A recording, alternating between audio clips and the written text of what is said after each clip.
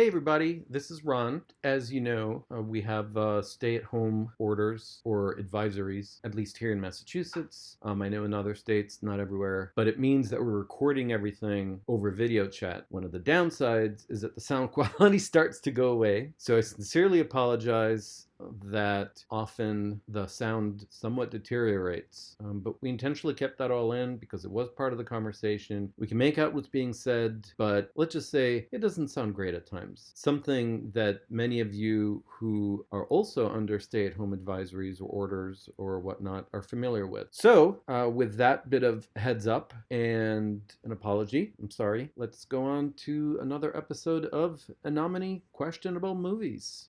This is Dan. This is Ron. And this is Anomaly. And today we got two guests with us. We have Blake Eckard and Jon Jost here to talk about their, not their most recent film, but, I think the most recent film that you both worked on together. Anyway, we Ron and I watched They Had It Coming. And yeah, now we have the writers and directors on the show with us. So welcome to the show. Thank you. Thank you. The director was Jon. Okay, so I guess I was going to ask, how was like the concept what was the division of labor exactly between you two on the project? Well, okay. If Jon's okay with that, because I think the initiation began as a result of a previous picture called Ghosts of Empire Prairie that Jon shot for me and acted in for me in Stanberry, Missouri. And at the conclusion of that shoot, he said, I'm going to come back and make a film of my own here. Is that okay? And I said, boy, sure. And I did not think anything else of it, but I remember that. And Jon did come back about a year later. They Had It Coming was shot in 2 periods, about a week where we're hanging out. But so maybe 5 physical days shooting, and you know Daniel. Right. And it was shot in November of 2013 and March of 2014. That's when They Had It Coming was shot, and 1 day in April 14. Good that he doesn't have Alzheimer's like I do. Yeah, that's like impressive. I couldn't remember what year it was, and I was there for part of it. To clarify a bit, I had, if I remember right, I had shot some of the film Parable around Blake's place. The beginning of Parable was shot around in Stanberry and Blake with some of his friends from there. When I initially met Blake, he came to a workshop of mine in Portland, Oregon. That's where he says he met me. I don't remember. Then I was living in Nebraska, in Lincoln, Nebraska, on a kind of residency thing, and he came up to visit and we became friends. And in my visits to Stanberry to visit him, he was telling me these stories. And they were stories of Stanberry. And I was kind of taken aback by these stories. And I said, well, and after we shot the Empire Prairie, I said, why don't we can I make a film with you? And you all I really need you to do is tell these stories. And he said, yeah, okay. And because when he would tell his stories, he's just a natural born storyteller. And I just like the way he talks. And I just thought, well, he'd be good. And so I went down, and basically 2/3, 3/4 of the script is basically Blake's telling his stories. And then when we were making it into a film, we embellished it with a few other things, which he and I both did some writing on, where there was writing and not improvising. And so basically most of it was shot in his mother's kitchen. All the bar scenes were in his mother's kitchen. She's very generous and kind. All I did is drop a black cloth. The light was just the light coming in the window. We had to shoot, I think, in the mornings to keep from direct sunshine coming in. And so it's shot in the mornings with them playing quasi-drunk. And it's not hard for Blake to play drunk. Beer is water to him. Are you drinking your beer now? I'm having a beer. You are. In the though. I was drinking water. I was Yeah. never drinking beer ever in any of the scenes in the film. That's true. It was I morning. never drink before 5. Yeah. Hmm. I haven't had a drink for 2 weeks now. Hmm. I'm going to stay off for a while. Oh, Yeah. Nothing religious. Just once in a while I do that. Yeah, I think you were doing it maybe when you. Yeah, I don't remember. I think maybe it's the end of They Had It Coming. Maybe. Anyway, so that's how it fell apart. It fell together is that I heard him tell stories and I thought they were great stories and I thought he was a great storyteller and I said, well, this might work. And it was a pretty casual week. Roxanne came. Marianne, was her name Marianne? Ariel. What's her name? Ariane Martin. Arianne. I get confused. And hey, Frank Mosley was in there. Frank Mosley. Tyler Mester. Right. Tyler's a friend of Blake's from forever. They went to school together and all. Anyway, so they came and we didn't really have did we? I don't think we had a script proper, did we? No. You had your stories you were going to tell, and then as we went along, I think we added this and that scene. And when we figured out what needed, then either he wrote or I wrote or we both wrote some of those added scenes, the ones that aren't him just telling a story. And anyway. So it kind of fell together, I hope in a nice way. What percentage of it would you say was written versus the dialogue was improvised? Well, quite a lot was. I wouldn't say really any of it was. Well, I take that back. There were some scenes I wrote that were Jon shot, like the stuff when I'm at home with Ariane Martin, the TV's blaring, all like that. That was written sorta. It wasn't, a final draft document by any means. Jon had all the blackouts. That's something Jon wrote in the 90s, as I recall. So that's all Jon. The text stuff was written, not meant to be together. I just had these things laying around. I thought, that fits there. Let's start the film with that. Oh, that'll go in nicely. And when I wrote the things, I was not writing for a film at all. I was writing the whole thing that gets repeated at the beginning. At the beginning, when you read it, and at the end when they enact what was written when they killing. That was all. This just fell out one. I don't even remember when. A long fucking time ago. And then the monologue of Ariane was some other time. And we were doing it, and I just thought, this kind of seems to kind of fit, so let's throw it in here. It's called lazy filmmaking. And I was going to ask, was it a conscious choice for all of the dialogue scenes in the film to be shot almost without backgrounds? Right, like most of them, you just have kind of there's this black backdrop, and then one of them there's like bar, the 3 bar scenes. There's a couple other ones too. Yeah.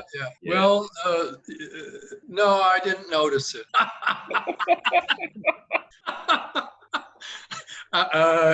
It's it was a real cheap movie, and there's things you do when you're making a really cheap movie. And that's one of them. To get rid of sets and backgrounds, and or simplify it so much that's what you have. So yeah, it was conscious. It's cheap and fast. I mean, what was it, Blake? I think it was like 5 days, and then I was around there both autumn and early spring, and the landscape shots and stuff like that were shot in that. But it was still, I think, cumulative, like 5 days, Blake. Oh, maybe a little around. more. Probably a little more, but yeah. Anyway, so down, dirty, fast and cheap, and I kind of like the theatricality for this film too. So distills it down to just a core of things. And anyway. The thing that Blake won't tell you is he hates this movie. Oh, okay. Why is that? Like, why do you hate this movie? What did the movie ever do to you? Do I hate the film, Jon? I don't remember. You told me. You got drunk and you told me no. I've always been happy with They Had It Coming. I probably hate looking at myself, hearing my voice. That's probably what I hate. Can you believe that? He's so good. I feel his mother was amazed. His mother thought he should get an Oscar. She probably did. No, I was actually surprised by how much I thought the film worked. And the first time I saw it, I thought, well, this is, it's not boring. It's not Like the rest of my films. engaging. I fully expected to dislike it completely. No, I enjoyed it quite a bit. John's like, my films are boring. He mic drops, walks off set. Comes back with seltzer. So actually, would one of you or both of you, would you like to just describe the movie briefly? So, I mean, you guys made it. Dan and I just watched it. Our multitudes of listeners have. And I think my voice is like buried in the mix somewhere when there's like the people talking over each other, because I remember recording something in Montana. That's probably right. Yep. In Butte, yes. Yeah. So I have like a very, very, it's like as close as you can get to not appearing in a movie while appearing in a movie. I didn't see you in the credits. John's in there too. Yeah, I don't think he made it to the credits. I think there are a few other people who read that. That was the police stuff about the five of us. judge. There were like 5 of you reading it, just layers. So layers. You can't hear any of it actually.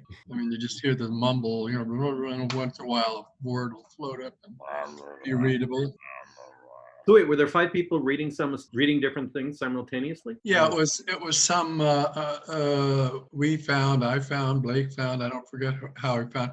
There had been one of the cases that Blake talks about. There was a court record and stuff was in the newspaper. So that was a mix of the things out of the newspaper. Oh, I know one was some kind of online. It was the feed of public comments. Right. Article and just ridiculous laugh out loud stuff. I mean, and you could tell there are people that were obviously against the criminal and the criminal's best friends. You could just tell by the verbiage. Which is interesting. It's the case where it's the case. I'm trying to think which story of the 3 it is. It's the story where, but the body was never found. This guy went to prison for killing somebody, and the body to this day's never been found. You know, they always have said no body, no crime, but this guy got life in prison, which is pretty unusual. Yeah. And it was an article in the St. Joe News Press, I believe, and the comment was crazy, and it went on. It was probably like if you printed it, the 80 pages. It was crazy. So John saw that. I think I forwarded it to him, and it was online. It was this whole discourse was online. It went on and on and on. Unfortunately, on the film, you can hardly hear any of it because you can't articulate well. Your fault. I'll never hire you again, Daniel, for a fucking VO. All right. Direct from the pit. Can you see? Yeah, the pit out in Montana. Right. Oh, there we go. Water is direct from the pit. And that's a nice phenomenon. Huh? Let's see if I can do something those good of you with it. listening at home, John has part of the pit in Butte, Montana behind his head, and because it's a green screen, his glass of water keeps disappearing into it. Ooh, it's back and it's gone. It's back. You know what this is? Hydrochloroquine. That's why I don't have COVID. Oh yeah, I've been avoiding COVID with a lot of weed. Oh, a lot of weed. I don't do weed. I got this up here. You can get now they just have the regular weed stores, right? They're legal. And I got a hypodermic of, there's some name for it. Some guy who knows how to distill down so you get this paste, this very thick paste. Oh yeah. I don't remember the name of it. It's named after the guy who figured out how to. So basically, it's really distilled grass, and it's you can get with a THC or you can get the CBD or whatever mixture you want of it. And when we got it, I was listening to the salesman sell it because Steve bought it, my friend whose house I'm at. And he bought it, and I was listening to the sales spiel, and the guy said, "Well, if you just take like a grain of rice that big, you'll trip. So you just want a drop, right? Just a dot, right?" And he didn't hear him well. And we came home. home, and he said, "Oh well," and then he gives me this grain, this little smear that was like the size of a grain of grass, and he took one, a grain of rice, and he took one too. And I was like 5 minutes later, I said, "Well, I feel this coming on. This is going to be fun." And he said, "I don't feel anything. I don't feel anything." Half an hour, like, and he had to go to bed because and I went, and it was the most psychedelic experience I've had since the 70s. And I think if the legal guys who legalized all this, if they had any idea what you could do with this, basically the store could just sell you acid, because this stuff was so powerful. Since then, if I wanted some, I take just a teeny dot and I get a nice buzz, because I don't want to go too far out. And but it's really powerful stuff. And here it's legal. In Oregon, it's legal. I think in Missouri it is not legal. Probably not. I don't know, honestly. I don't think so. I don't think they've legalized that stuff. Immediately north of you, hold this. Do you border Colorado? I'm not sure. I think there might be. I don't know. I don't know. Where do you? Oh, Yeah. speaking of that, actually, would you guys like to describe Stanbury, where the film was shot? You're It's on. 1,100 people. It's in the northwest corner of Missouri. It's in what they call Jesse James country, about 40 miles north of St. Joseph. And it's where I've lived my entire life, save for I lived in Oregon about 1 year. I've made 6 feature films here because I live here, and have sort of inadvertently put a flag down, I guess. I don't know of anybody else that's. You've claimed the town as your own. There's like few people where you can just kind of still stick a flag and claim ownership. Right. Yeah. I just read the liner notes. All my films are gonna get released from Synapse Films, and the liner notes call it Eckard country. And I wanted to go to Hollywood. I wanted to make a movie that would get into Sundance and the paradigm of the 90s, when movies went to festivals, were picked up by the big boys, played in theaters and all like that. And that ended about the time I started making my first feature. It's been a long, hard struggle. So since I work for a living, I paid for the films, and I've always insisted on paying people that work on my films. I've had to make them all here. All my finished films have been made here. And so the reason this film got made, though, would be back into John's court, and his decision to make it here, I think, had a lot to do with the fact that we got along together real well, making not Coyotes, but Ghosts of Empire Prairie, and again the stories he heard, and it worked out. But as far as Stanbury and this part of the world, the outsider sees it better than the insider. So I don't know what John. I don't know that I've ever heard John say what he thinks of Stanbury. Well, first off, it should be underlined that the northwest corner of Missouri is very poor, and you're dealing with a economically rather stretched place, and the kind of people who are there. It's very rural. It's about, how far are you? You're like 100 miles from Kansas City? Close enough. Yeah, 90. 90 miles from Kansas City. But that actual corner is pretty remote in some ways, and has the kind of people who live there. It is just a town of 1,100 people, which means it's got a traditional Midwest, center, but there's no big imposing county. The county seat is what's the name of the county seat? Albany. And it's kind of rough, and it's a very economically torn down. The stores on the main square are mostly boarded up now. There's a couple of things open. But anyway, it's a very, on one level, desperate town. But it's replicated all across the Midwest. You can go to a zillion towns in the Midwest where the economy is basically gone. People stay there, and it's a little straight. I happen to like the Midwest, and I like the landscape, and there's something I like about the people. Sometimes I wonder why. But so if you're, it's hard for me to describe a place if one isn't familiar with it. If you know the Midwest, I've driven through 500 towns, which are more or less like Stanbury, and basically on the economic ropes. Mm. I think Blake's father had a warehouse for the region, right? A kind of hardware store for the region, and that's one of the functioning things there is Blake's father's hardware store, and he has other branches elsewhere. Yes. Oh yeah, yeah. We have So a couple stores. so that's basically one of the going things there. And not much. So it's an I like it. I like it there. I have visited now a good handful of times. Stayed a week here, a week there. His mother's very tolerant. And so it's an interesting place. And so how has lockdown been treating you guys? Because I feel like you're both because Ron and I are both in Boston, and I feel like you're both in very different places to kind of go through this. Yeah, there's no lockdown here. Oh, no lockdown? No, Huh. no.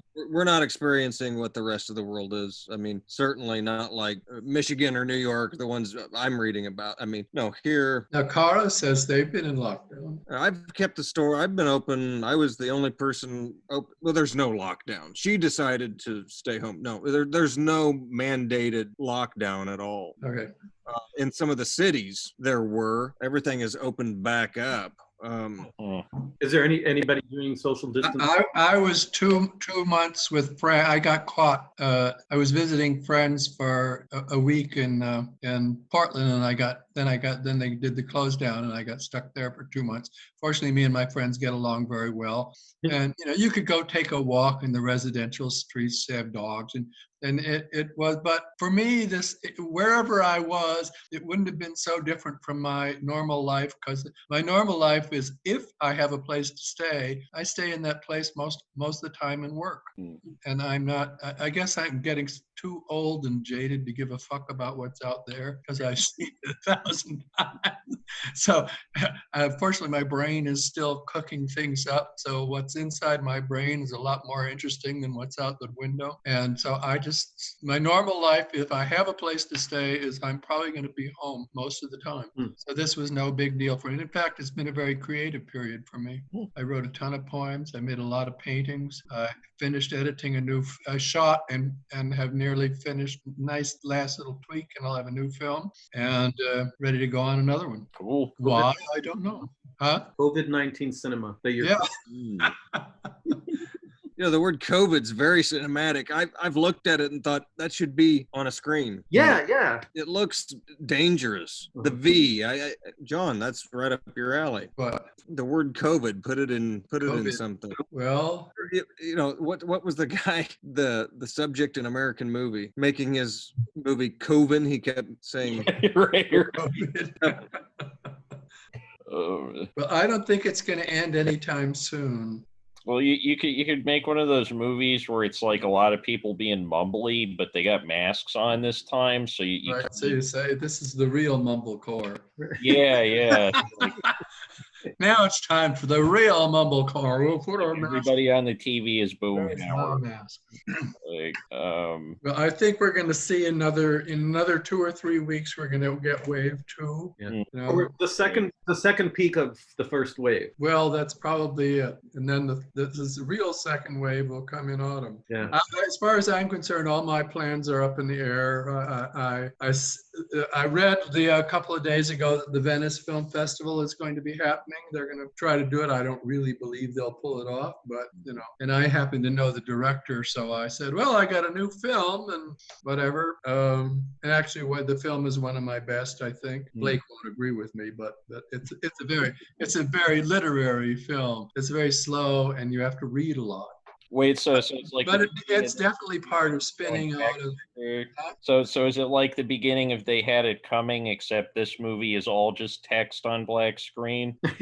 It's text on imagery. It's poems. On black screen? No, against imagery. Oh. And the film is basically rooted in Raymond Carver, the writer, because he lived his last 10 years here in Port Angeles, and he's buried about 1.5 miles that way. And it starts off at his grave gravesite and ends up at his gravesite. And I'm being a little sneaky. I'm not crediting the literature in it. I'm pretty positive a lot of people are going to think those are Carver things. There's some stories and some poems, and I've read one Carver poem, so I can't know what he really writes like, but I read lots of his books, short stories. Are there any scenes in the film of you reading the poetry in front of that green screen backdrop you're in front of right now? No, I'm not in the, well, no, actually I'm in the end. I didn't mean it. I was doing a test thing and it looked like it should belong to the movie. So at the end of the thing, I go to his grave and you just see my feet. You don't see me. When you said that there's a lot of reading, do you mean that you see that, like in this, you see the text and somebody's You narrating? see the text. You have a few. There's one thing where you see a static image looking out the window. I'm looking out right now over a couple of days of the weather changing, slow dissolve. So it just seems like one image. And there you hear a story told to you, or read as if it was a story being read out loud to you, right? Okay.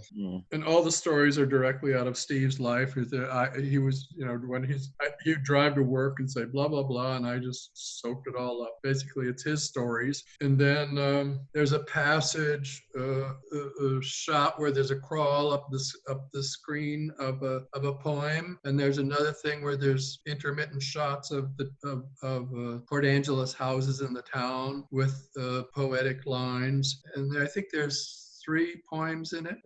And there's a thing where people are having a party, and there's an inside joke about Raymond Carver because he had an editor called Gordon Lish. And so the film is constructed like a series of Carver short stories, except some are poems, some are done this way, some are done that way.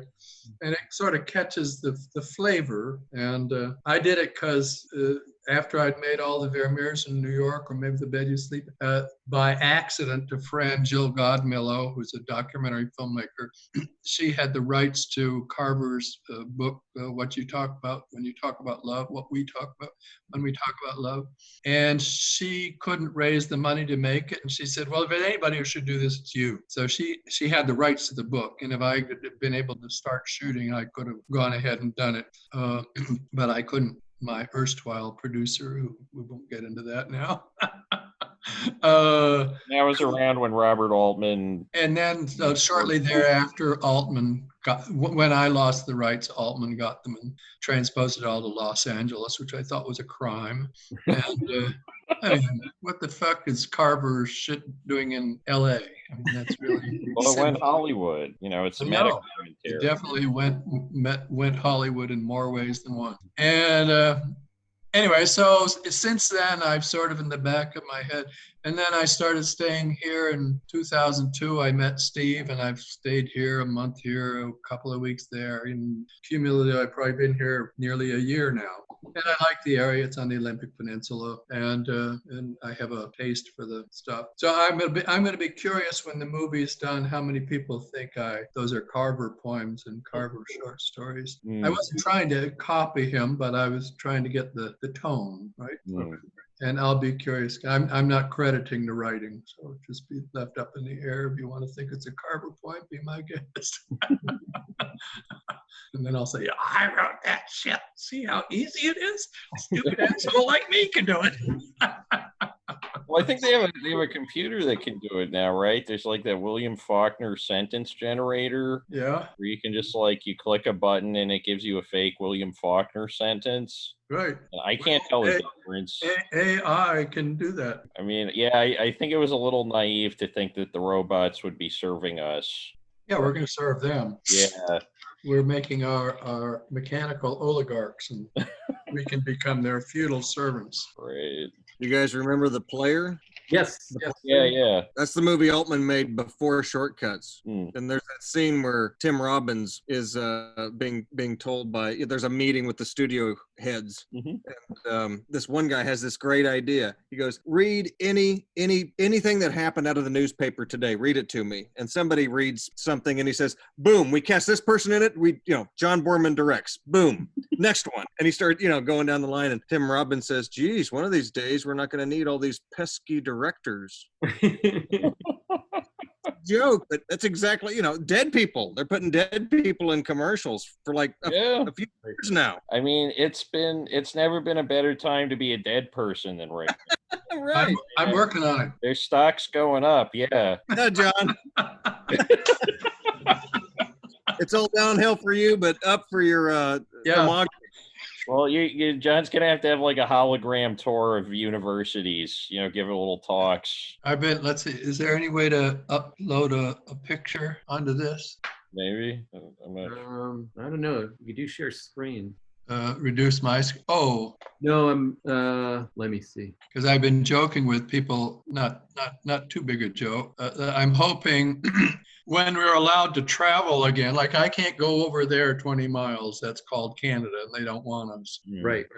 And there's a ferry that leaves out of Port Angeles, goes over to Victoria, but I can't take it. I'm hoping to move to Palermo in Italy in the autumn, there to stay until I reach the end. And sorry, I'm not anticipating being too soon, but with COVID and my age, hey, maybe actually, I think I already had it. Steve for definite had it. He got really sick for 3 weeks. I wasn't here. I was trapped in Portland with my friends. And I think I got it in February. I never had a really high temperature, but I've read a lot about it. And has lots of symptoms, dry cough, I have a cast iron stomach. And, maybe I can get Montezuma's revenge for a day if I go to, if I eat something bad. But I had diarrhea, not a heavy, really loosey, explosive, gotta get on the pot or I'll shit my pants, but just pretty loose shit for 2 months. So like on a scale of 1 to 10, John, how loose was? You wouldn't want to drink it. It was a little too thick to drink. No, it was, but it was some kind of diarrhea, and that's one of the apparent, symptoms. And this was 2 months. I mean, this is not, if I had something like that, normally it would be like 2 days and that's gone. And this just kept going on. It's gone now, fortunately. But I've had other, all these symptoms that it's not a very clear thing. It's not clear what it does. So like no coughing, just liquidy shit. No, I have had a dry cough, but I normally have a dry cough because I have postnasal drip, and in late in my life, I've realized I probably have allergies. But I think I had it, but there's no way for me to go get a test around here anyway and say, can you do a test for antibodies and see if I got it and I'm done with it. Steve definitely had it. There's no question in my mind. He had it. He had a test. He had a test after, 3 weeks after he had it. He had a test to see if he had it then, and no, he didn't, because he'd gone through it. But the test he took didn't check for antibodies. It only said whether he did or didn't have it. Okay.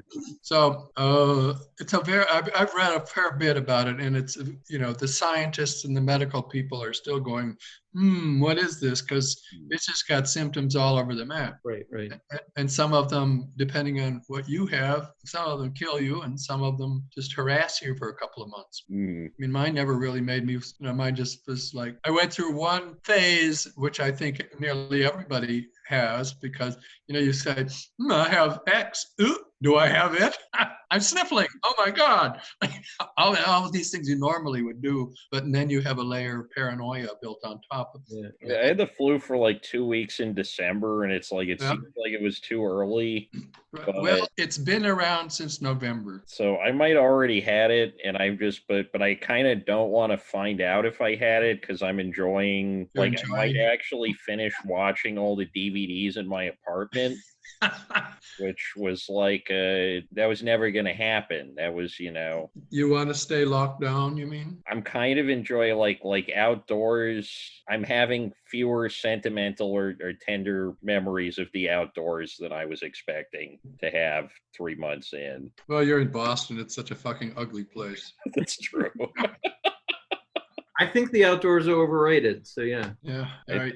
I think we should all just move to prison. I've been there. I was there a couple of years. No big deal. Fuck that.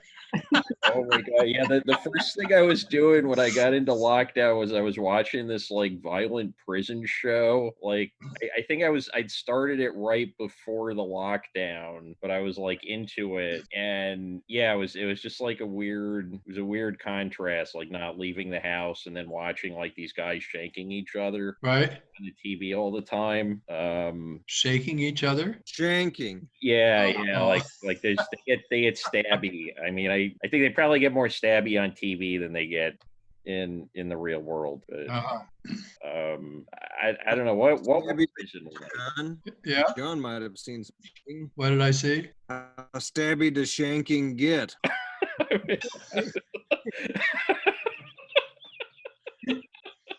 No, I didn't see any of that. Oh, It doesn't happen around here. I mean, I guess what was it? Is it just like a lot of sitting inside all day? Where? The prison. Oh, depend. Well, when I was in Sandstone, which is in northern Minnesota, yeah, you stayed around because it was too fucking cold to go out. And they also had a very small yard. There was a yard you could go out. The other place in southern Ohio had a big yard. And when you weren't working and going to the huge cafeteria room, yeah, you could go outside. So you went outside when the weather was okay. How'd you end up in prison? Or why did you end up in prison? Because I'm a chicken shit. Okay. I am too, but I'm just, in prison. Blake knows that I'm a chicken shit. Really? Yeah, he knows that I'm just I have a yellow streak down my back. The people in his town would say things like that. I'm a fucking coward. I refused to go in the military in '63. Okay. And, I could have gone over there to Canada, or I could have, but I felt morally obliged to, as they say in Florida, stand my ground. And anyway, it was interesting. It was as useful and interesting as my 2 years in college. I used to say I got a better education there, but now I admit that I did get some things out of college that were good. But I still have 3 friends I'm in touch with from prison. And how many from college? 1. Okay, so I guess prison wins. Well, prison made a tighter bond. We were fucking each other.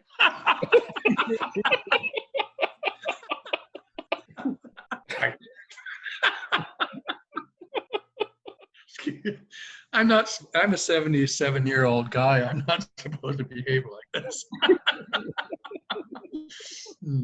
Oh man. Are you going to put that in this thing? I mean, we could take it out if you want, but we keep almost everything. No, keep it in, hurt keep the it guy's in. feelings. The only thing we leave out. We have lots of innuendos here. You can take it out if you want. You can stick it in there. The only thing we don't include is the ending to Citizen Kane. Right. I've been trying to sneak that into an episode for about 35 episodes at this point. Yeah. What? The ending of Citizen Kane, where it turns out that Yeah. No, it's not. It's a clitoris. See, that will keep in. Rosebud. we should do an episode, where it's just like better endings to Citizen Kane. Yeah. Oh, there we go. Yeah, we're planning an episode in which all we do is spoil Citizen Kane nonstop, but this is even better. All right, our first one. Well, so we heard about what John's working on. Blake, have you been working on any film projects lately, or you got anything that what's in the pipeline? Oh, and 20 years ago, I started a 16 millimeter documentary about Bigfooters in Oregon, and I hadn't even finished cutting my first film. So this was what was supposed to be film 2 for me, and I shot incrementally for 8 years. Oh, wow. And left driving from Missouri to Oregon, Washington, California, and then lived in Oregon for about a year, and got to the point where I kind of didn't know which way was up, and I came home and started making movies back in Stanbury again. That's while Sasquatch was playing with him. Did you Which see way the was up? in your Right. Shagging Yes. Sasquatch. Excuse me for interrupting. Yeah, so there you go. Right. So what No. Well, but the problem with documentary is that you can't just see Bigfoot. You have to get him to sign Yeah, a release. documentary was the wrong approach. It was totally the wrong approach. And chasing down, a lot of interviews, a lot of stories, and being young and not knowing what in the world I was doing. And documentary filmmaking is definitely its own thing. And I'm not a documentarian. So that was all working against me for sure. And I remember when I came home, I made a movie called Back Road Blues in 7 straight days. And to be able to make a movie that I could control, I knew what the last shot was going to be, and I knew where I was in the middle of it. That was great. It was almost like that was my first movie at the time. But stayed here, working 6 days a week and making movies on the side. And now I'm ready to, see some new scenery. And so the Bigfoot movie is officially dead, or is it coming back? No, it's coming back. I shot my first footage on it actually a year ago next month. Oh, nice. And so it's going to be like a hybrid documentary fiction film? Something that utilizes 16 millimeter full frame footage with, which already looks archaic and old and from another time. Documentaries like Sherman's March, which I just watched again, looks like it's another era completely and totally. Yeah. That's sort of what all my footage looks like. It could be Sherman's March, So, and there was one central event that happened at the end of it, and 3 of us sort of experienced this event that nobody wanted to talk about in the woods, and everyone wants to now. So ultimately, They all came out of the closet. Right. Yeah. So something exciting happened in the woods, and now Bigfoot's back on. Just you can't talk about Bigfoot seriously, for 2 seconds. And nobody wanted to discuss this at all or what happened. And for 12 years, nobody's been willing to talk about it on camera. I mean, you know what they say about guys with big feet? Oh, yeah. Big shoes. Cool. So John, Dan told me, so my memory's not very good, but Dan told me something about how you and Clint Eastwood used to party or something like that. Did I get that right? Really? No, my only association with Clint Eastwood was at the Sundance Festival, where he was there with something, I don't remember what. Would have been 91, I suppose. And we were on a seminar type thing up on top of a mountain outdoors. And I was sitting at the most left seat, and he was sitting at the most right, with about 12 people between us. I had Abel Ferrara was sitting beside me. and it was mostly Hollywood type people. And Clint got up there and bemoaned how difficult it was for him as an independent to raise money in Hollywood. And so I sort of jumped on him and said, "You're so full of shit." In terms pretty close to that. I said, you're not independent. No, you don't have a hard time raising money. And maybe he was asking empty chairs for money, like before he did it at the Republican National Convention that time. Like that, yeah. So anyway, so when I was talking, the audience was literally, yeah. And then I was shut up. I think Annette Michelson, who was some kind of big shot critic, academic critic, she was the moderator. And I literally had the crowd standing on their feet. Yeah, because I was saying, you people are all full of shit about your independent and blah, blah, blah. My usual bullshit about Hollywood. And then they never came back to me. So that's when you should have. Annette made sure they never came back to me. So that was my relationship with good old Clint and his bodyguards. He had bodyguards. Oh, seriously? Yep. Wow. He had two bodyguards. Well, so I was close. Huh? I was close in my description. Yeah, we were just partying up there on the mountain. Yeah. I guess, Ron, do you have any other questions? We'd actually wrote. Oh, yeah. Sorry, going back to the movie, or I guess the movies in general, and for both of you, how did you find the actors? Or we're saying this movie, were any of them professional actors or friends? Yeah. One of them was Blake. Yes, I recognize one of them. Frank Mosley, I guess, is a professional actor. Ariane is a professional actress whose son now is very successful. You've been following that, Blake? A little ridiculous, isn't it? Her son is some kind of real hotshot child actor now. Yeah. He is very cute. I Probably just given the biggest in the biz, I would say, right now. yeah. I mean, I'm a little wary because child actor stars don't have a very sparkling later life history. Yeah. I go, well, okay. Although I think Ariane is, I hope she hasn't been twisting his arm and forcing him to do stuff that he didn't want to do. She doesn't strike me as someone who would. It just happened. Who else? Tyler was not a professional actor at the time. Is he now? Sort of, yes, in LA. And Roxanne, she works in theater, Okay. and she's done films with me, but I don't think she's done other films. Maybe I'm wrong. Her husband just died in Turkey. Her husband she lived in Istanbul, and her husband just died a month or two ago. She has to clean up for there, and then she moved back to LA. Otherwise, I find actors, they just happen, like Blake the actor. Just, I'm hanging around, and I've never done an audition, And like the people in my current movie, one of them was somebody who worked with Steve is in it. Steve's been now in my 6 or 7 of my films. He's the guy who lives here. He's been in 6 or 7 of my films. He works as a mental health counselor, or worked. He just got fired. He's been here 8 years, and he knew it was coming. The lady who's the boss does this to everybody, and he was just waiting. When am I up? When am I going to get shoved off my pedestal and thrown out? So it was last week. So one of the people who works with his thing as I don't know what you call it, they call him an advocate or something, and he's a ventriloquist, and he goes out with his ventriloquist thing and talks to young kids about inappropriate touching and sexual blah, blah, blah, but does it all as a kind of cartoony thing with these things. And I went, ventriloquist. I never worked with a ventriloquist before. Hey, you want to be in a movie? Yep. So, and I wouldn't call, I guess a ventriloquist would count as some form of actor. No? Yeah, I was obsessed with ventriloquists when I was a kid. Yeah, same here. Yeah, there was like this guy that was on the local NPR. Yeah.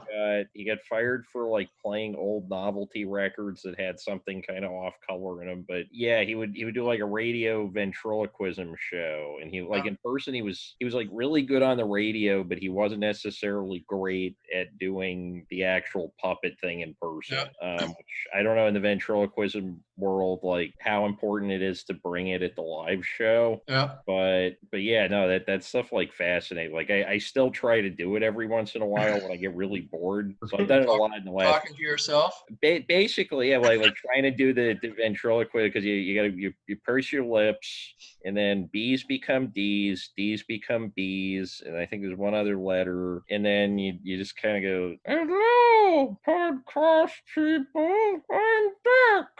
Like it's. But this guy was really good, and I had him listen to Raymond Carver. His ventriloquy thing becomes Raymond Carver. It's like an animal, but the voice is Raymond Carver. I had him. I found online Raymond Carver reading one of his stories, and he has a very particular cadence and evoking this guy because if you're a ventriloquist, you have to have a bag full of voices. So he listened to that, and he got Carver's voice down pretty well. So he does Carver, and he doesn't. He's doing it. Those lists are not ruined.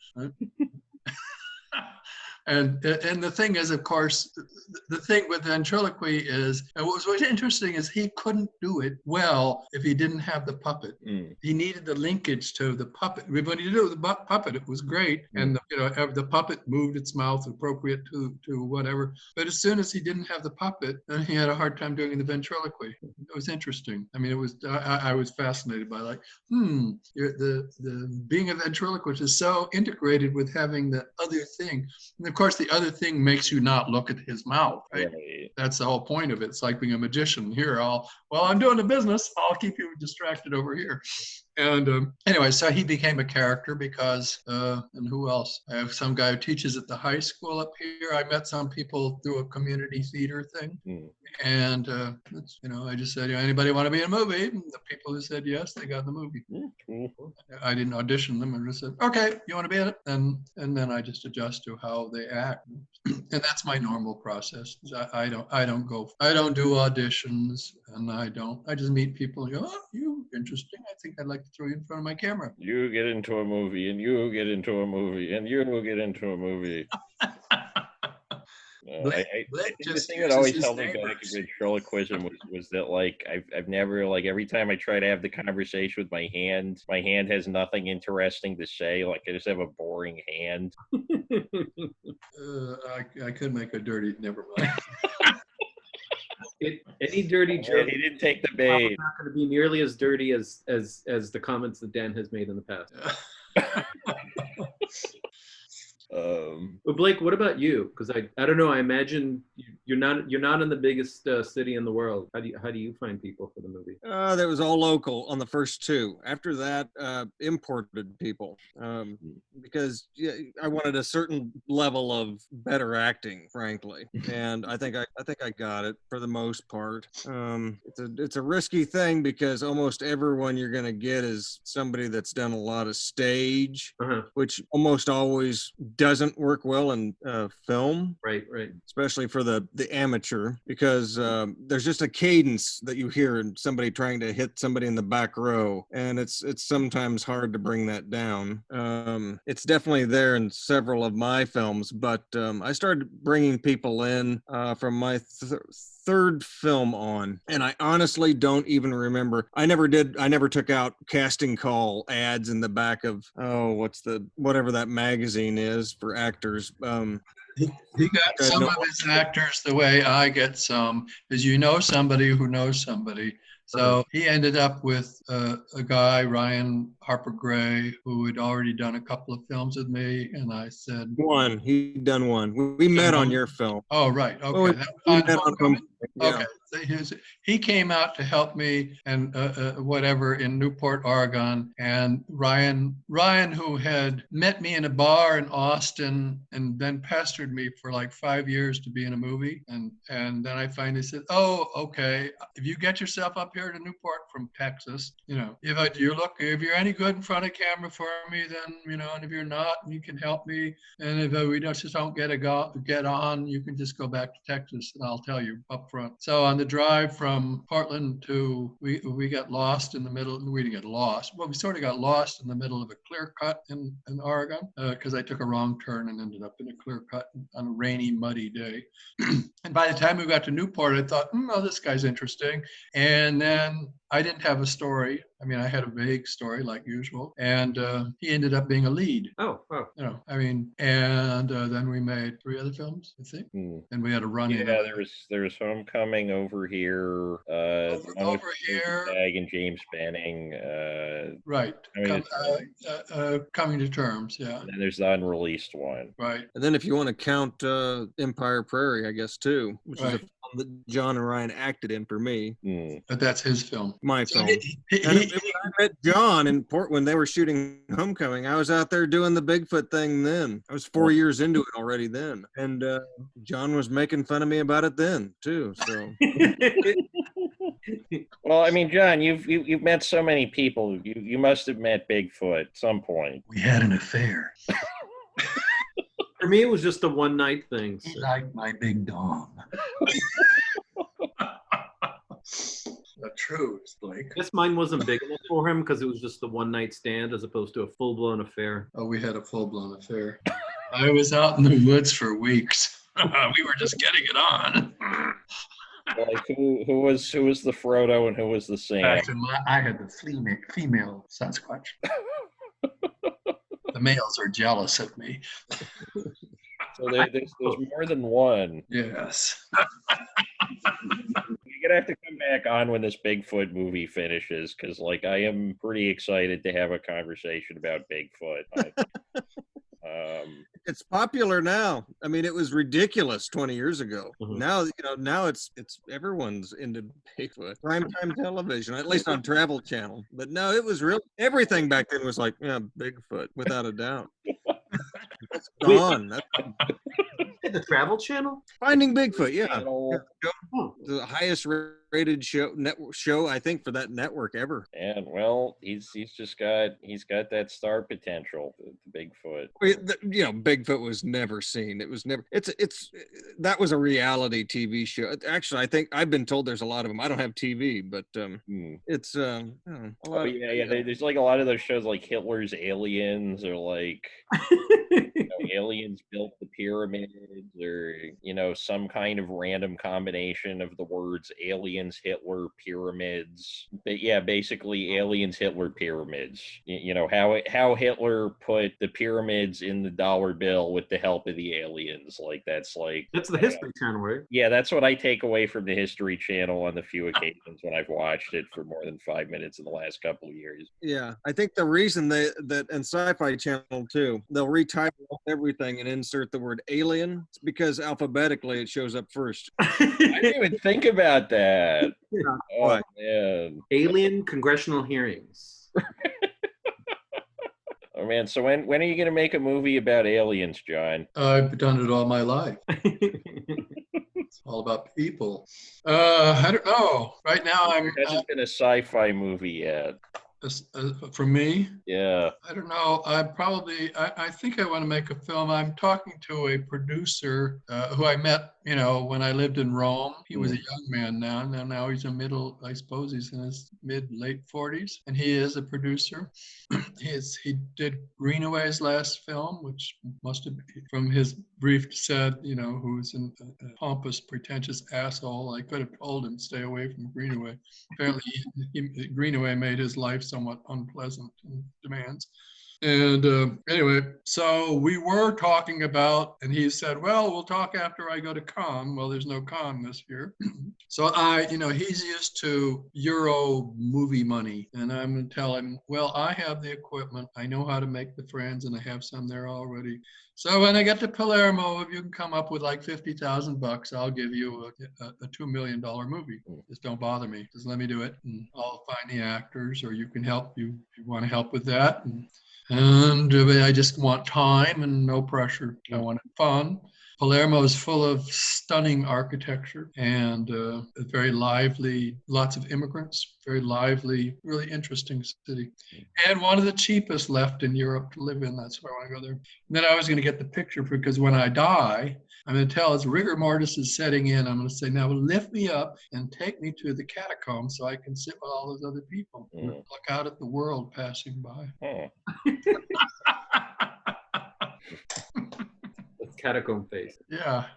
I've been to the catacombs. They're quite interesting. Those things don't bother me. It's like 400 dead people hung up on the walls in their Sunday best from 1850 and stuff like that. Just sort of dried out. Some of them still have some skin on. Some of them are skeleton, just bone. So I figure it'd be fun to go there. I don't think they bury people there anymore. I'm gonna have to go sneak in, die, and just like, okay, I just happen to be here.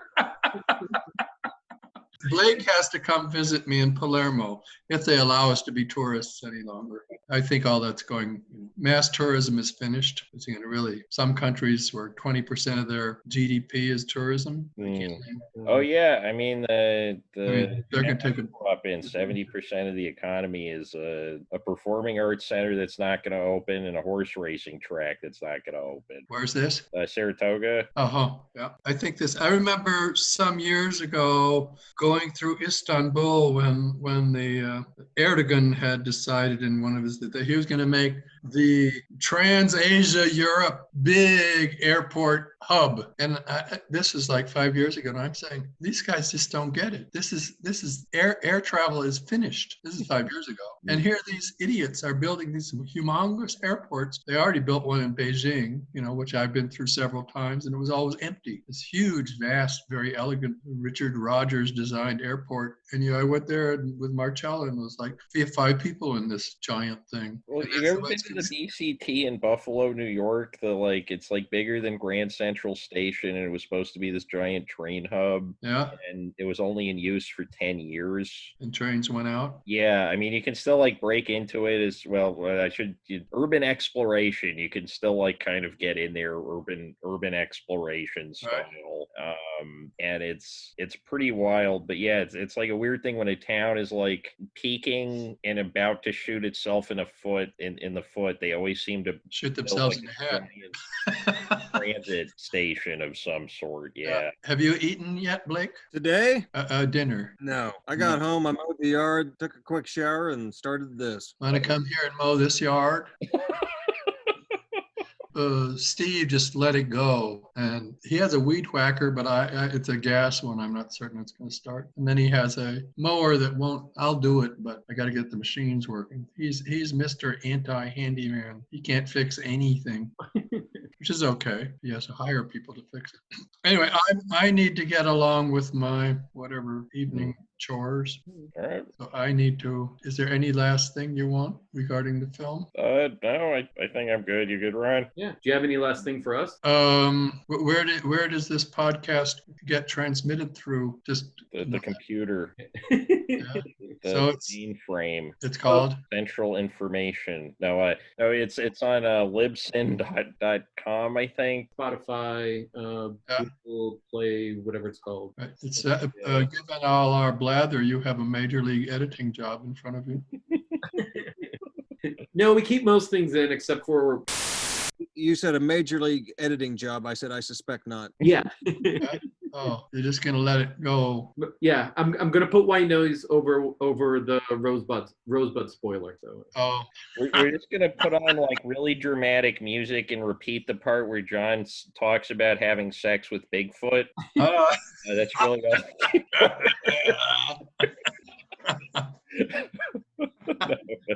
Anyway, thanks for coming on, guys. This has been a nominee questionable movies with I have been and still am Dan. That's Ron, and our guest today. You're still Blake. You're still John. Yep. We're all. No, I skitzed on you. No, I'm Donald Trump. All right, cool. And our guest Thank you. have been Jon Jost and Blake Eckard. Thanks, everybody. Ciao, Blake. Good to almost see you. You're in the dark there. Got dark here. Yeah. See you guys. Okay. Ciao. Take care.